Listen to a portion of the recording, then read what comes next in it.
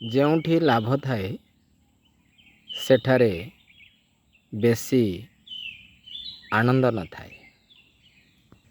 ଆମେ ଲାଭ ଶବ୍ଦକୁ କିପରି ବ୍ୟବହାର କରିବା? ଆମେ ଆନନ୍ଦ ଶବ୍ଦକୁ କିପରି ବ୍ୟବହାର କରିବା?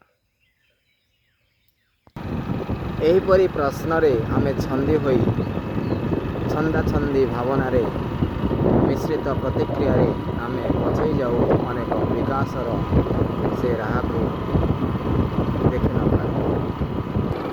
ଶବ୍ଦର ପର୍ଯ୍ୟାୟବାଚକ ଥାଏ, ଶବ୍ଦର ପର୍ଯ୍ୟାୟବାଚକ ଶବ୍ଦ ଥାଏ। ତେଣୁ ପର୍ଯ୍ୟାୟ ଭାବରେ ଆମେ ସେ ଶବ୍ଦକୁ ବ୍ୟବହାର କରିଲେ ସଫଳତା ମିଳିଥାଏ। ଏହାକୁ ନେଇ ଆମେ କେତେ ଆଲୋଚନା କରିଛୁ, କେତେ ପର୍ଯ୍ୟାଲୋଚନା କରିଛୁ, କେତେ ସମୀକ୍ଷା କରିଛୁ, କେତେ ଆତ୍ମସମୀକ୍ଷା କରିଛୁ, ତାହା ଗୁରୁତ୍ୱପୂର୍ଣ୍ଣ ବିଷୟ। ଶବ୍ଦର ପ୍ରୟୋଗରେ ଶାନ୍ତି ନଥାଏ, ଶବ୍ଦର ଅନୁଭବରେ ଥାଏ ଶାନ୍ତି। ଆନନ୍ଦ ସହିତ ଶାନ୍ତିର ସମ୍ପର୍କ।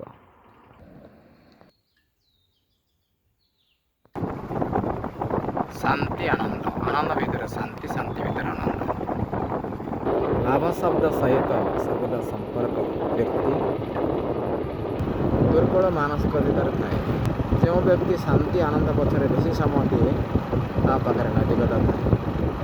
ପାର୍ଥିବତା ନୈତିକତା ଭିତରେ ଅନେକ ତଫାତ ରହିଛି। ଯେଉଁମାନେ ଲାଭକୁ ଗୁରୁତ୍ୱ ଦିଅନ୍ତି ସେମାନେ ପାର୍ଥିବ ଉପରେ ଗୁରୁତ୍ୱ ରହେ।